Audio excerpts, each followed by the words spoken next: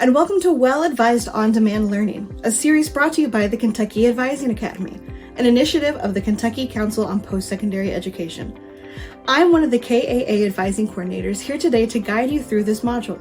I'm so glad you're here, and thank you for taking the time to learn from this resource and further impact your own post-secondary advising system. Let's get started. With the FAFSA completed and college acceptances rolling in, your students may be coming to you wondering, what's next?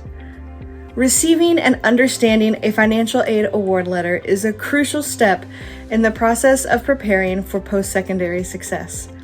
As an advisor, helping your students decipher their financial aid package and awards will give them the knowledge to make informed decisions about their post-secondary choice. But where do you start? Well, there are a few key things to know as you and the students you serve review their financial aid award letter. A great place to start is to ensure the student knows some of the common terminology that might be found on their financial aid award letter or involved in the financial aid process. Knowledge and working definitions for frequently used terms such as scholarships, grants, subsidized and unsubsidized loans, and work study will help both you and the student be sure you're on the same page. Some of the items you might see on your student's financial aid award letter include federal and state grants, such as the Kentucky CAP grant or federal Pell Grant, institutional scholarships from the school they are attending, or even subsidized and unsubsidized loans. Let's take a look at what each of those individual components mean for your student.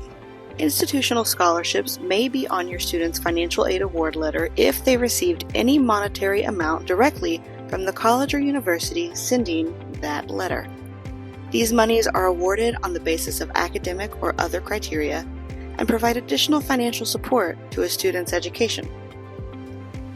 Another type of aid you may see on your student's award letter could be federal or state grants. These grants do not need to be repaid and are given to students who qualify as low income and show financial need based on information supplied during FAFSA completion.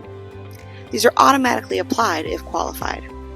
Examples you might see on an award letter could include the federal Pell Grant or the Kentucky College Access Program or CAP grant. Also common to see on financial aid award letters are federal loans. These could be direct subsidized or direct unsubsidized loans. Both offer fixed rates for the life of the loan and must be repaid.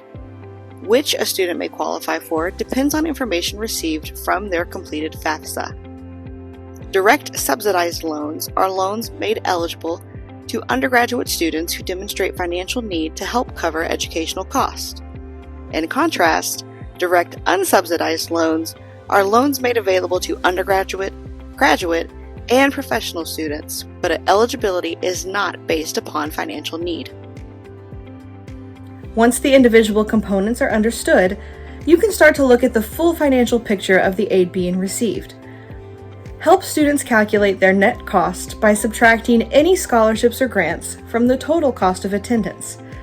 If their cost of attendance is more than their combined scholarships, grants, and/or student loans, then that means the student has unmet need and will have to explore other financial options, such as private scholarships or alternative personal loans, in addition to what is given on their award letter.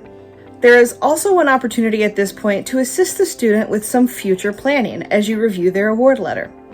The letter will detail one academic year, but many degrees or credentials being sought will require attending a 2 or 4 year institution. You'll want to make sure that the student understands what components in the award letter are recurring or not, as this impacts overall expense. Is there a one-time scholarship awarded, or is it provided yearly? Is receiving a scholarship contingent on maintaining a certain GPA or other requirements the student must meet? What, if any, loan amounts listed will be needed each academic year? The award letter is your chance to help students plan and prepare for the longevity of their post-secondary career and not just the first year. Additional ways you can impact the financial literacy of your students is to help them become familiar with the studentaid.gov website and where to find pertinent financial aid information. Another great way to increase capacity when it comes to guiding students through their post-secondary education financial options is to contact KAA, the Kentucky Higher Education Assistance Authority. KAA has a vast range of resources, including FAFSA completion assistance, verification assistance, publications to share, opportunities for hands-on help, and more. All of these resources can be accessed by visiting KHEAA or KAA.com, where you can also find your regional outreach counselor to contact for further assistance. We'd like to leave you with a well-advised challenge on financial aid. If you take a look at the post-secondary advising framework, you'll see that a large milestone for students is completing the FAFSA, as well as understanding college costs and budgeting. We invite you to reflect on your financial aid advising efforts, and we challenge you to identify a specific method or opportunity you can engage in to further advise students on FAFSA completion, financial aid needs, and their total college costs.